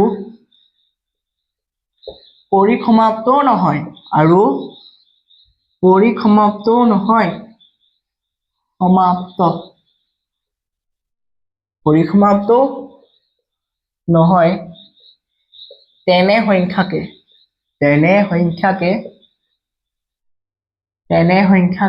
কি বুলি কম তেনে সংখ্যাকে আমি অপৰিমেয় সংখ্যা বুলি কম ওকে তেনে সংখ্যাকে আমি লিখি লবা তেনে সংখ্যাকে আমি অপৰিমেয় সংখ্যা বুলি কম ওকে তো অপৰিমেয় সংখ্যা সাপোজ মই এটা এক্সাম্পল দি দিছো দেই সেই এক্সাম্পলটো সাপোজ এক নম্বৰ লবা সাপোজ 2.3147 চোৱা ইয়াত কোনো এটা সংখ্যা ৰিপিটিং হোৱা নাই মানে এনেকুৱা ইয়াত যদি মই 31467 আকৌ ইয়াত আহিব লাগিছিলে 31467 আকৌ আহিব লাগিছিলে 31467 কিন্তু ইয়াত বাৰে ৰিপিট হৈ থকা নাই তাৰ মানে যিবিলাক সংখ্যা মই এই সংখ্যাটো কি বুলি ক'ব পাৰো চোৱা ষ্টপো হোৱা নাই ইয়াক আমি ক'ব পাৰো নট ষ্টপ ইয়াক আমি ক'ব পাৰো ৰিপিটিংও হোৱা নাই নট ৰিপিটিং বুলি ক'ব পাৰো নট ৰিপিটিং বুলিও ক'ব পাৰো তাৰ মানে যিবিলাক সংখ্যা ষ্টপো নহয় যিবিলাক সংখ্যা ৰিপিটিংও নহয় তেনেকুৱা সংখ্যাকে আমি বা তেনেকুৱা সংখ্যাকে এই দুনিয়া এই সমগ্ৰ বিশ্ব ব্ৰহ্মাণ্ডত অপৰিমেয় সংখ্যা হিচাপে জানে কি হিচাপে জানে অপৰিমেয় সংখ্যা হিচাপে গম পায় বাস ইমানখিনি হয়তো বুজি পাইছে ইমানখিনি হয়তো তোমালোকে বুজি পাইছে ওকে এতিয়া অপৰিমেয় সংখ্যাটো বুজি পালা যিবিলাক সংখ্যা নট ষ্টপিং যিবিলাক সংখ্যা নট ৰিপিটিং এইবিলাক সংখ্যা অপৰিমেয় সংখ্যা কিন্তু ইয়াৰ উপৰিও অপৰিমেয় সংখ্যাৰ চিনাক্ত আছে ইয়াৰ উপৰিও আমি অপৰিমেয় সংখ্যা বেলেগ ধৰণে আমি আমাৰ ম্যাথমেটিক্সত পাই থাকিম এইবিলাক সংখ্যা অপৰিমেয় সংখ্যা হ'ব ওকে তো চোৱা এক নম্বৰ পাৰ্ট পঢ়িম এই অপৰিমেয় সংখ্যাৰে আমি এক নম্বৰ পাৰ্ট পঢ়িম ভাগ চোৱা এইটো লিখিবা আগতে লিখি লোৱা দেই মই ভালকে বুজাই যাম যিবোৰ সংখ্যা এনেকে লিখা যিবোৰ সংখ্যাৰ সাপোজ এনেকে লিখা সাপোজ চোৱা x যিকোনো এটা ধনাত্মক সংখ্যা কি বুলি কৈছো মই x যিকোনো এটা ধনাত্মক অখণ্ড সংখ্যা ইয়াত লিখি দিছো x যিকোনো এটা x কি হয় x এটা ধনাত্মক অখণ্ড সংখ্যা ইমানখিনি হয়তো বুজি পাইছা x এই x মই এনেকুৱা এটা সংখ্যা ধৰি লৈছো যোনটো সংখ্যা কি হয় ধনাত্মক অখণ্ড সংখ্যা মানে x ৰ মান কি হ'ব পাৰে ধনাত্মক মানে মনত আছে ধনাত্মক অখণ্ড সংখ্যা কি আছিলে 1 + 1 + 2 + 3 + 4 তো এই প্লাসৰ থকা যিমানখিনি সংখ্যা এই গোটেইবিলাক সংখ্যাই ধনাত্মক অখণ্ড সংখ্যা বাস তো ইমানটো বুজি গলা যে x কি x হ'ল ধনাত্মক অখণ্ড সংখ্যা আৰু এই x ৰ ওপৰত যদি ৰুট থাকে কি থাকে এই x ৰ ওপৰত যদি ৰুট থাকে এখিনি মোহাই দিছো দেই এই x ৰ ওপৰত যদি ৰুট থাকে এনেকে দেই এনেকে যদি ৰুট থাকে ইয়াক কি বুলি কোৱা হয় ইয়াক কোৱা হয় ৰুট বুলি কোৱা হয় কি বুলি কোৱা হয় বৰ্গমূল আমি আসামিছত কি বুলি কওঁ আমি অসমীয়াত ইয়াক কি বুলি কম ইয়াক আমি কম বৰ্গমূল ওকে বৰ্গমূল বুলি কম চোৱা x এটা ধনাত্মক অখণ্ড সংখ্যা যাবৰা লাগিছে চাবলৈ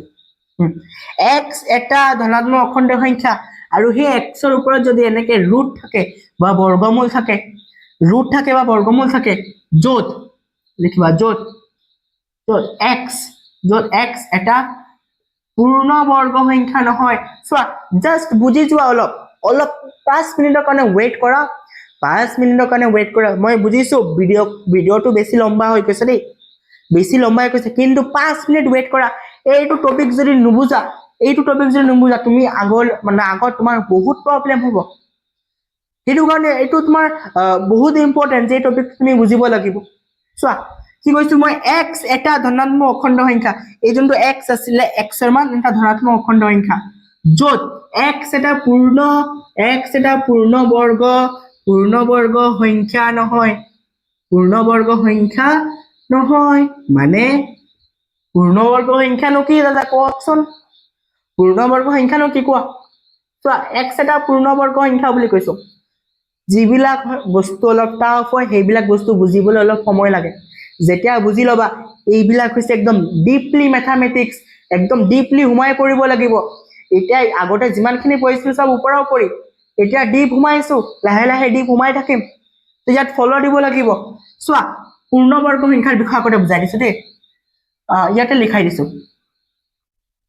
পূৰ্ণবৰ্গ সংখ্যা মানে কি চোৱা পূৰ্ণবৰ্গ সংখ্যা তোমালোকে এতিয়াৰ কাৰণে জাস্ট হেবিলাক বস্তু মুখস্থই কৰি থোৱা যে পূৰ্ণবৰ্গ সংখ্যা কি কি 1 4 9 হ'ব 16 হ'ব 25 হ'ব 36 হ'ব তাৰ পিছত 36 হ'ব এইফালে আছে 49 আছে 64 আছে 64 দেই 81 আছে আৰু এটা পাবা তুমি 100 ওকে এইবিলাক সংখ্যাক পূৰ্ণবৰ্গ সংখ্যা বুলি কোৱা হয় কি বুলি কোৱা হয় জাস্ট এতিয়াৰ কাৰণে তোমালোকে এইখিনি মুখস্থ কৰি ৰাখিবা বা মনত ৰাখিলেও হ'ব মুখস্থ নকৰিলেও হ'ব জাস্ট মনত ৰাখিবা পূৰ্ণবৰ্গ সংখ্যা মানে কোনবিলাক 1 4 9 16 25 36 49 64 81 and 100 আৰু আছে ডট ডট আৰু আছে ডট ডট ডট ডট আৰু বহুত আছে বাস কি হয় নহয় এটো আমি ৰিভিজন 1 ত ফাৰ্স্ট যেটা ৰিভিজন স্টাৰ্ট হবো তেতিয়া আমি ডিসকাশন কৰিম পূৰ্ণবৰ্গ সংখ্যা কি বৰ্গ সংখ্যা কি এতিয়াৰ কাৰণে জাস্ট এইবিলাক মনত থৈ দিয়া পূৰ্ণবৰ্গ সংখ্যা এইকিটা সংখ্যা পূৰ্ণবৰ্গ সংখ্যা হিচাপে কোৱা হয় তো মই কি কৈছো যে সাপোজ এইবিলাক বাদ দিয়াচোন কি লিখিলো মই ইয়াত বুজাই দিম নেকি পুৰা লিখি দিছো বস্তুটো তেতিয়া ৰুট ওভাৰ x ৰ মান ৰুট ওভাৰ x ৰ মান এটা অপৰিমেয় সংখ্যা হ'ব অপৰিমেয়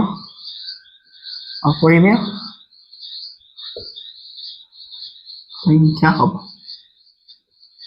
চোৱা কি বুলি কৈছো চোৱা ইয়াত মই এটো কৈছো সাপোজ ইয়াত ৰুট আছে আৰু ৰুটৰ ভিতৰত x এটা সংখ্যা আছে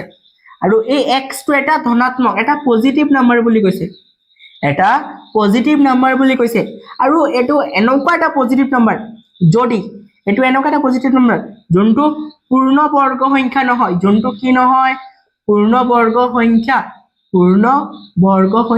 নহয় পূৰ্ণবৰ্গ সংখ্যা মানে কোনকিটা 1 4 9 8 এইবিলাক পূৰ্ণবৰ্গ সংখ্যা মানে মই এটো বুজাব বিচাৰিছো সাপোজ মই এটা x ৰ ভিতৰত সাপোজ কৰিলো এটা পূৰ্ণবৰ্গ সংখ্যা নহয় পূৰ্ণবৰ্গ সংখ্যা মানে কোনটো দুই পূৰ্ণবৰ্গ নহয় পূৰ্ণবৰ্গ 1 4 9 এইবিলাকে হয় তো ৰুটৰ ভিতৰত যদি মই 2 লৈছো সেই 2 টো পূৰ্ণবৰ্গ সংখ্যা নহয় তেতিয়া এই বস্তুৰ যোনটো আনসাৰ পাম মনত আছে তোমালোকে ক্লাস 9 ৰ ৰিভিজন 1 ত ফাৰ্স্ট যোনটো কোৱেশ্চন আছিলে ৰুট টু 2 দশমিক সংখ্যালৈ নিয়া বা 2 দশমিক সংখ্যালৈ মান নিৰ্ণয় কৰা এই ৰুট এই বৰ্গমূলৰ কথা কৈছিলে তো হেতু বুজাই আছো যদি ৰুটৰ ভিতৰত ইয়াক ৰুট বুলি কোৱা হয় হা এই ৰুটৰ ভিতৰত যদি এটা এনেকুৱা সংখ্যা থাকে যোনটো সংখ্যা ধনাত্মক এই দুইটো পজিটিভ হয় নে ইয়াৰ আগত প্লাস এটা লুকাই আছে আৰু এই সংখ্যাটো এটা পূৰ্ণবৰ্গ সংখ্যা নহয় দুই এটা পূৰ্ণবৰ্গ সংখ্যা নহয় ন লিষ্টত আহিছে নেকি দুই নাই অহা তাৰ মানে ইয়াৰ যোনটো আনসাৰ পাম ইয়াৰ আনসাৰ আমি এটা কি পাম বুলি কৈছে এটা অপৰিমেয় সংখ্যা বুলি পাম এই ৰুটটোৰ আনসাৰ আমি 1.414 dot dot dot dot dot মানে এই ৰুট 4 ৰ আনসাৰ 1.414 ডট ডট ডট এটো ৰিপিটিংও নহয় এটো ষ্টপও নহয় আৰু আমি পাইছিলো নাই যিবিলাক সংখ্যা নট ষ্টপিং মানে ষ্টপও নহয় যিবিলাক সংখ্যা নট ৰিপিটিং মানে সমাপ্ত মানে বাৰে ৰিপিটো নহয় এইবিলাক সংখ্যাকে আমি অপৰিমেয় সংখ্যা বুলি কও কি বুলি কও অপৰিমেয় সংখ্যা তাৰ মানে এইটো সংখ্যা আমি ক'ব পাৰো নট ষ্টপিং কি বুলি ক'ব পাৰো নট ষ্টপিং বা নট ষ্টপ বুলি লিখা আৰু এইটো সংখ্যা নট ৰিপিটিং দেন এই সংখ্যাটোক আমি এটা অপৰিমেয় সংখ্যা হিচাপে ক'ব পাৰো আই হোপ তোমালোকে বুজিছা এই লাইনটো এটাই বুজাই আছো এই লাইনটো আমি এটাই বুজাই আছো কি বুজাইছো চোৱা সাপোজ ৰুটৰ ভিতৰত মই 3 লৈ লৈছো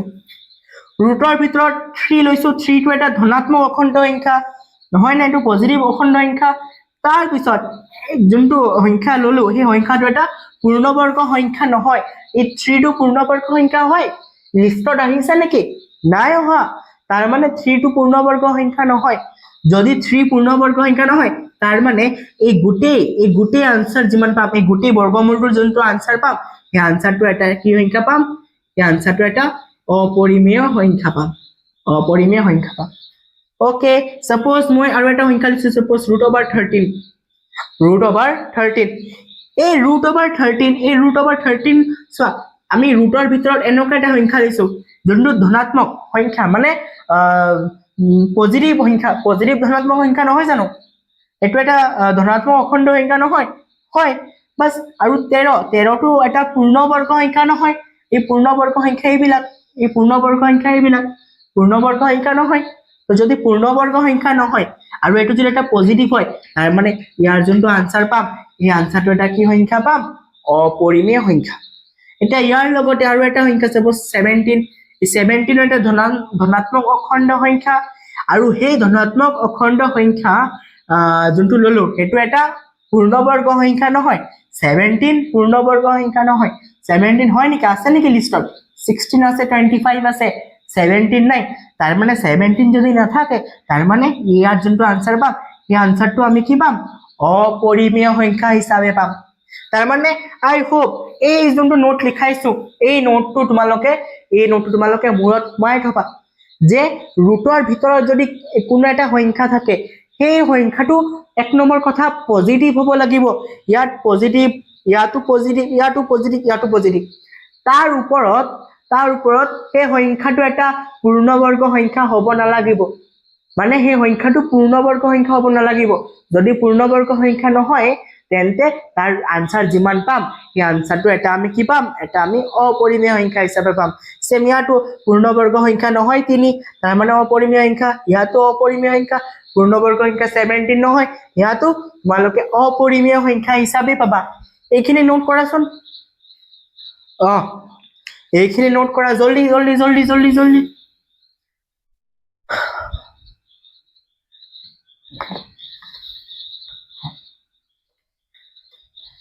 ওকে এতিয়া আমি বহুত ইম্পৰ্টেন্ট টপিক এটা ডিসকাশন কৰিলো আৰু এবাৰ ৰিভাইজ কৰি দিছো মই যে সাপোজ ৰুটৰ ভিতৰত এনেকুৱা এটা সংখ্যা আছে x এই x টো এটা পজিটিভ সংখ্যা বুলি ধৰি লোৱা তাৰ পিছত এই x টো এটা পূৰ্ণবৰ্গ সংখ্যা হ'ব নালাগে কি হ'ব নালাগে পূৰ্ণবৰ্গ সংখ্যা হ'ব নালাগে যদি এই দুটা হৈ গল তাৰ পিছত এই দুটা হোৱাৰ পিছত পজিটিভ আৰু পূৰ্ণবৰ্গ সংখ্যা নহয় তাৰ পিছত এই গোটেই আনসাৰ যোনটো পাম এই গোটেই মান যিমান পাম এই গোটেই বস্তুটোৰ মান যোনটো পাম এই মানটো এটা কি সংখ্যা পাম এই মানটো এটা আমি অপৰিমেয় সংখ্যা পাম কি পাম অপৰিমেয় সংখ্যা বুলি পাম yes ইমানখিনি বুজি পাইছা সাপোজ মই এটা এক্সাম্পল দিলো এটা এক্সাম্পল দিলো সাপোজ এটো হৈ গল √16 এই √16 যোনটো আছে এই √16 যোনটো আছে এই √16 টো মানে কি এই √16 টো কি চোৱা ৰুটৰ ভিতৰত এনেকুৱা এটা সংখ্যা আছে যোনটো সংখ্যা পজিটিভ সংখ্যা yes তাৰ পিছত ৰুটৰ ভিতৰত এনেকুৱা এটা সংখ্যা আছে যোনটো সংখ্যা এটা পূৰ্ণবৰ্গ সংখ্যা হয় 16 পূৰ্ণবৰ্গ সংখ্যা হয় নাই হয় তাৰ মানে ইয়াৰ আনসাৰ যোনটো পাম এটো আমি এটা কি পাম অপৰিমেয় সংখ্যা নাপাও যদি ৰুটৰ ভিতৰত এনেকুৱা এটা সংখ্যা থাকে যোনটো সংখ্যা এটা পূৰ্ণবৰ্গ সংখ্যা তেতিয়া ইয়াৰ আনসাৰ সদায় আমি কি সংখ্যা পাম ইয়াৰ আনসাৰ সদায় আমি পৰিমেয় সংখ্যা পাম কি সংখ্যা পাম পৰিমেয় সংখ্যা পাম আই হোপ ইমানখিনি বুজি পাইছা আৰু অলপে আছে বাস আজি লেকচাৰটো আমি সামৰণি মাৰিম চোৱা ইয়াৰ মিনিংটো কি এই বস্তুটোৰ মান কিয় পৰিমেয় হৈছে ইয়াৰ পৰিৱৰ্তে যদি মই চাও যে √17 এই √17 ৰ মানটো অপৰিমেয় সংখ্যা কিন্তু ইয়াত এনেকুৱা কি জাদু আহি গল যাৰ কাৰণে আমি এটো পৰিমেয় সংখ্যা হিচাপে পাইছো হেতু জানিবলৈ তোমালোকে আৰু অলপ কনসেপ্ট জানিব লাগিব আৰু অলপ বেসিক জানিব লাগিব হেতু হৈ গল কি চোৱা হেতু হৈ গল লিখি লবা ইয়াত হেতু হৈ গল বৰ্গমূলৰ নিয়ম কি বুলি জানিম আমি বৰ্গমূলৰ নিয়ম চোৱা suppose root আছে x কি আছে root x এই ৰুটৰ আগত ইয়াত 2 এটা লুকাই আছে কি লুকাই আছে ইয়াত এটা 2 লুকাই আছে yes ইয়াত এটা 2 লুকাই আছে যদি 2 লুকাই আছে তাৰ মানে যেতিয়া আমি এই বৰ্গমূলটোক যেতিয়া আমি উঠাই দিম তেতিয়া কি হ'ব চাবা x লিখিছা এই বৰ্গমূলটো উঠি তলত 2 আহি যাব আৰু ওপৰত কি আহি যাব 1 আহি যাব এটা এনেকে এটা এক্সাম্পল দেখাইছো চাবা suppose root over এনেকে আছে 2 এই root over টোক আমি কেনেকে লিখিম চাবা 2 লিখিছো ভিতৰৰ 2 টোক এই ভিতৰৰ 2 টোক আমি যেনেকে আছে তেনেকে লিখিছো ব্ৰেকেট দিবা এতিয়া এই ইয়াৰ তলত এটা 2 লুকাই আছে দেই 2 লুকাই আছে এই 2 টোক কেনেকে দিবা 1/2 ওকে suppose root over 3 আছে root over 3 ক আমি কেনেকে লিখিম root over 3 হা 3 এর বর্গমূল কেনেকে লিখিম 3 এর বর্গমূল 3 লিখিবা তার উপর 1/2 ইয়াত 2 এটা লুকাই আছে ওকে 3 নম্বৰ ইয়াত আৰু চোৱা ইয়াত কেনেকে লিখিম আমি 6 তাত 2 লুকাই আছে এটো 6 এর পাওয়ার হৈ যাব 1/2 6 এর পাওয়ার কি হৈ যাব 1/2 হৈ যাব বাস 4 নম্বৰ আৰু suppose root over 10 2 লুকাই আছে নহয় জানো 10 2 লুকাই আছে যে উঠিখিনি কি হৈ যাব root over উঠি 1/2 সবৰ আগত 1/2 লাগি যাব এতিয়া চোৱা মই যে ইয়াত কৈছিলো root over 16 এটা পৰিমেয় সংখ্যা root over 16 এটা পৰিমেয় সংখ্যা ইয়াৰ কাৰণটো কি চোৱা মাৰ কি মানখিনি তো পাৰিবাই মোৰ ইমান আশা আছে এই 16 টোক আমি 4 * 4 লিখিব পাৰো নাই yes এই 16 টোক আমি 4 * 4 লিখিব পাৰো তাৰ মানে 4 * 4 মানে 4 স্কয়াৰ লিখিব পাৰো 4 * 4 মানে আমি কি লিখিব পাৰো 4 গুণ মানে সাপোজ ইয়াত আছে a * a ইয়াক আমি লিখিম a স্কয়াৰ আমি এইবিলাক বস্তু সূচকীয় বিধিত পঢ়িম আমাৰ 1.1 নম্বৰ চেপ্টাৰতে আছে আমাৰ সৰি ৰিভিজনতে আছে ৰিভিজনতে পাবা তোমালোকে এই ৰিভিজন চেপ্টাৰত আমি সূচকীয় বিধি পঢ়িম এটো বেসিক্স অফ ম্যাথমেটিক্স নপঢ়াও দেই এটো ৰিভিজন হৈ যাব আমাৰ হেইটাত সূচকীয় বিধিত আমি এইটো বস্তু পঢ়িম ইয়াত স্কয়াৰ কেনেকে হৈ আছে ওকে সো মনত থবা অকল যে a * a কৰিলে a স্কয়াৰ a + a কৰিলে 2a yes এটা 4 * 4 কৰিলে 4 স্কয়াৰ আৰু আমি জানো যে 4 স্কয়াৰ ভিতৰৰ নাম্বাৰটো কি আছে 4 স্কয়াৰ ব্ৰেকেট দিবা ৰুট যদি উঠাও এটো হৈ যাব 1/2 কি হৈ যাব 1/2 এতিয়া এই তলৰ 2 টোৰ লগত ওপৰৰ 2 টো কেনসেল যাব তলৰ 2 টোৰ লগত ওপৰৰ 2 কেনসেল ইয়াৰ আনসাৰ কিমান পাবা 4 আনসাৰ কিমান পাবা 4 পাবা ওকে 4 ৰ ওপৰত কি আছে ভাবি লবা 1 তো 4 ৰ ওপৰত পাৱাৰ 1 থাকিলে আনসাৰ কি হয় 4 এ হয় আৰু এটা এনেকে एग्जांपल দিছো সাপোজ 9 আছে হা ইয়াক আমি কেনেকে লিখিম চোৱা 9 ক লিখিব পাৰো 3 * 3 yes 3 * 3 এতিয়া 3 * 3 মানে ইয়াক আমি 3 স্কয়াৰ লিখিব পাৰো নাই পাৰো 3 * 3 মানে 3 স্কয়াৰ এটা কি কৰি দিবা ডাইৰেক্ট 3 স্কয়াৰ ভিতৰৰ নাম্বাৰটো আছে 3 স্কয়াৰ বাস ৰুট উঠি গলে এই ৰুটটো উঠি গলে ইয়াত কি হৈ যাব 1/2 2 কেনসেল আনসাৰ হৈ যাব আমাৰ 3 সেম আৰু এটা एग्जांपल দিয়াছোন দাদা আহা 81 এই আন্ডাৰ ৰুট অফ 81 যোনটো আছে ইয়াক আমি লিখিব পাৰো 9 * 9 আৰু 9 * 9 মানে কিমান 9 স্কয়াৰ বাস 9 স্কয়াৰ ভিতৰৰ নাম্বাৰটো আছে 9 স্কয়াৰ ব্ৰেকেট এই ৰুটটো উঠি 1/2 2 কেনসেল আনসাৰ 9 তাৰ মানে এই যোনটো ৰুট ওভাৰ 16 আছিল এই ৰুট ওভাৰ 16 ৰ মান আমি সলভ কৰি আনসাৰ 4 পাৰো আৰু 4 টো এটা কি সংখ্যা ক'ব পাৰো 4 টো এটা আমাৰ ৰেশনাল নাম্বাৰ মানে এটা পৰিমেয় সংখ্যা নহয় নে এটা পৰিমেয় সংখ্যা নহয় নে yes 4 কি হয় 4/1 আছে তলত তো 4/1 মানে কি p/q আকাৰত আছে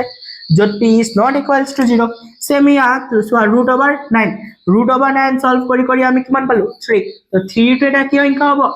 3 টো এটা আমাৰ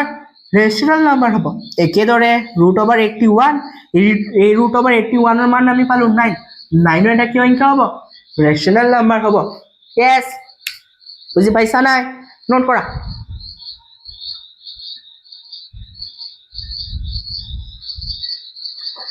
এতিয়া চোৱা এই একেদৰে আৰু ইয়াত আৰু এটা বস্তু আছে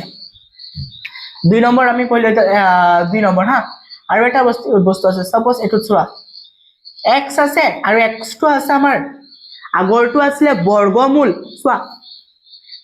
√x আৰু ইয়াত আছে এটো ইয়াক কোৱা হয় স্কয়াৰ ৰুট ইয়াক কি বুলি কোৱা হয় স্কয়াৰ ৰুট মানে আমি অসমীয়াত ইয়াক কো বৰ্গমূল বুলি কও কি বুলি কও বৰ্গমূল মানে ইয়াত 2 এটা লুকাই আছে আৰু ইয়াক আমি 3 লুকাই আছে তাৰ মানে ইয়াক আমি কম ঘনমূল কি বুলি কম ঘনমূল আৰু ইংৰাজীত কোৱা হয় ইয়াক কিউবিক ৰুট বুলি কোৱা হয় আই হোপ ইমানখিনি বুজি পাইছা তোমালোকে ইয়াৰ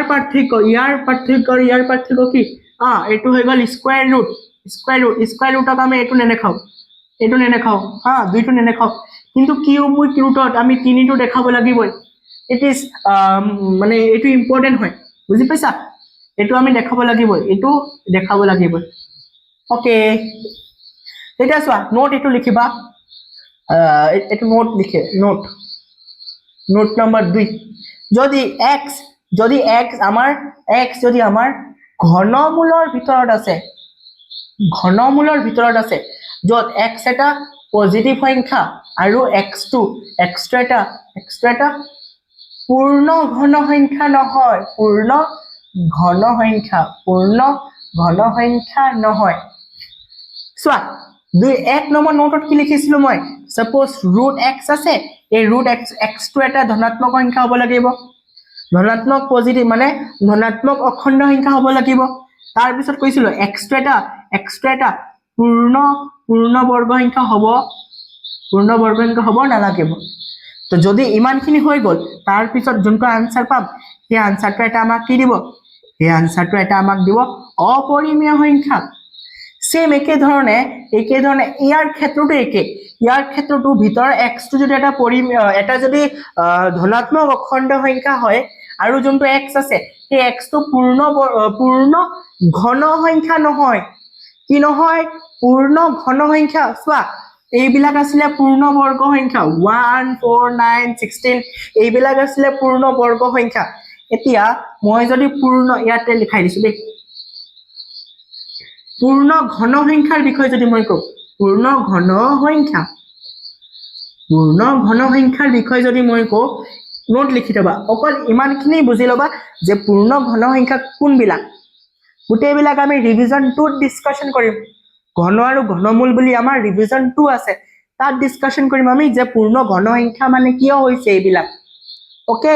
সো পূৰ্ণ ঘন সংখ্যা কোনবিলাক সংখ্যাক আমি পূৰ্ণ ঘন সংখ্যা হিচাপে কম বা কোনবিলাক সংখ্যা মাৰ্কেটত পূৰ্ণ ঘন সংখ্যা হিচাপে জনা যায় কিবিলাক সংখ্যা আমি মনত ৰাখিব লাগিব একক কবা তোমালোকে আটক কবা তাৰ পিছত 27 কবা ওকে 27 কবা তাৰ পিছত 64 কবা ওকে 125 কবা তাৰ পিছত 216 কবা 216 পিছত আৰু আছে 343 আছে তাৰ পিছত আছে ওকে তো ডট এইখিনি মনত ৰাখিলে হৈ গল আৰু আছে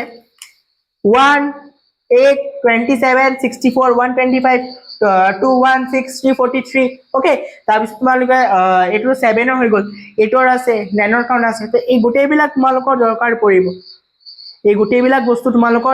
পৰিব ওকে এইখিনি নোট কৰাচোন নোট কৰা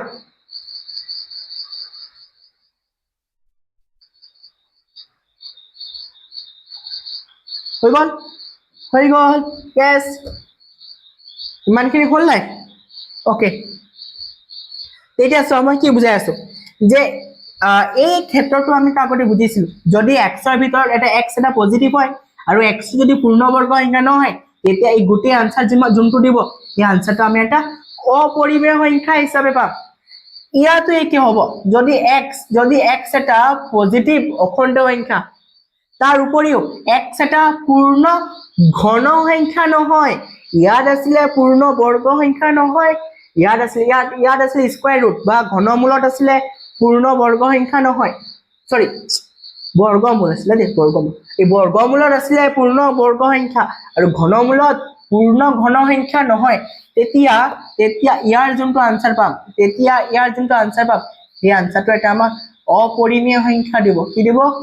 অপৰিমেয় সংখ্যা দিব ওকে মানে দাদা বুজা নাই ভালকে বুজা নাই আহাচোন বুজি লৈছো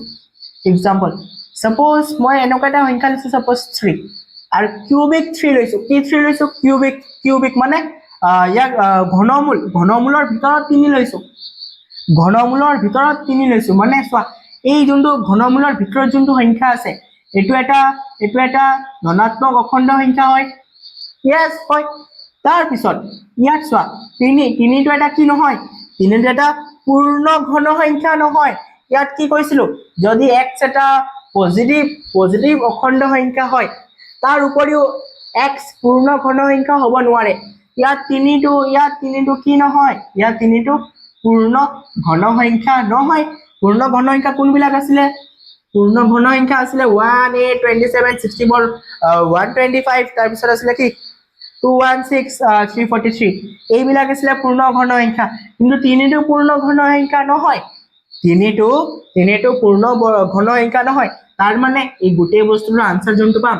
ইয়াৰ আনসাৰ আমাক এটা অপৰিমেয় সংখ্যা হিচাপে পাম কি হিচাপে পাম অপৰিমেয় সংখ্যা হিচাপে পাম আৰু এটা एग्जांपल দিয়াচোন দাদা আহা suppose 9 চোৱা ইয়াত ঘনমূল আছে বৰ্গমূল নাই যদি বৰ্গমূল আছিলে যদি এনেকে আছিলে বৰ্গমূল এতিয়া আমি কি লিখিব পাৰিছিলো 9 ক লিখিব পাৰিছিলো 3 স্কয়াৰ বাস 3 স্কয়াৰ আৰু স্কয়াৰ এই √2 উঠি 1/2 2 কেনসেল আনসাৰ 3 আৰু 3 টো এটা পৰিমেয় সংখ্যা কিন্তু চোৱা ইয়াত ঘনমূল আছে তো ঘনমূলৰ ক্ষেত্ৰত এটোটো এটা পূৰ্ণ চোৱা ঘনমূলৰ ক্ষেত্ৰত ভিতৰৰ যোনটো সংখ্যা এটো ধনাত্মক হ'ব লাগিব আৰু তাৰ উপৰি এটো কি হ'ব লাগিব পূৰ্ণ ঘন সংখ্যা হ'ব লাগিব 9 টো পূৰ্ণ ঘন সংখ্যা হয় নেকি 9 টো পূৰ্ণ ঘন সংখ্যা নহয় তাৰ মানে আমি কি লিখিব পাৰি তাৰ মানে ইয়াৰ যোনটো আনসাৰ পাম এই আনসাৰটো আমাক এটা কি সংখ্যা দিব এই আনসাৰটো আমাক এটা অপৰিমেয় সংখ্যা হিচাপে দিব ওকে সাপোজ 3 নম্বৰ এটা সংখ্যা লিখছো √64 কি লৈছো √64 ওকে কি লৈছো √64 আৰু ইয়াত কিউবিক লগাই দিছো মানে কিউবিক √, ঘনমূল 64 ৰ ঘনমূল কি লিখিবা চোৱা কিউবিক ৰুট এই 64 আছে ন এই 64 ক আমি লিখিব পাৰি 4 * 4 মানে 4 4 গুণ 16 4 গুণ কিমান 64 বাস কিউবিক 4 4 4 তিনিটা 4 তো কিউবিক হ'ব বাস এটা চোৱা 4 কিউব 8 যোনটো 3 আছে ইয়াৰো নিয়ম আছে চাবা এনে মহাই দিছো দে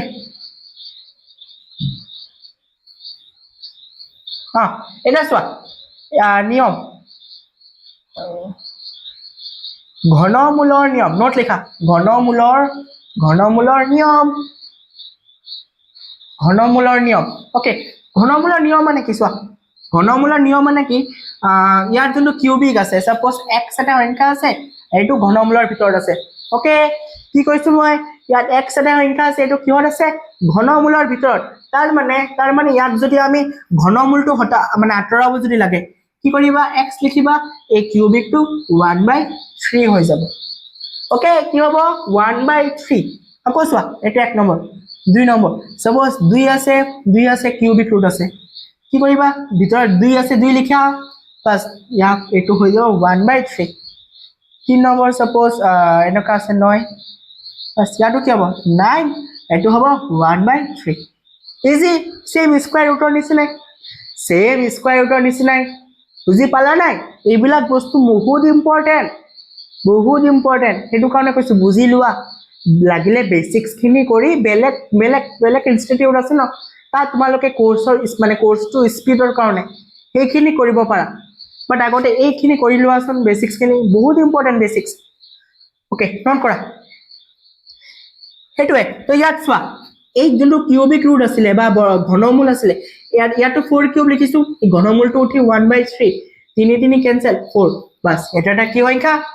পৰিমেয় সংখ্যা কেতিয়া পৰিমেয় সংখ্যা হল যেতিয়া ঘনমূলৰ যেতিয়া কি কৈছো যেতিয়া ঘনমূলৰ ভিতৰত যেতিয়া এটা পূৰ্ণ ঘন সংখ্যা থাকে 64 টো পূৰ্ণ ঘন সংখ্যা তেতিয়া তাৰ আনসাৰ আমি কি পাম তাৰ আনসাৰ আমি এটা পৰিমেয় সংখ্যা হিচাপে পাম কি হিচাপে পাম এটা পৰিমেয় সংখ্যা হিচাপে পাম yes নোট কৰা yes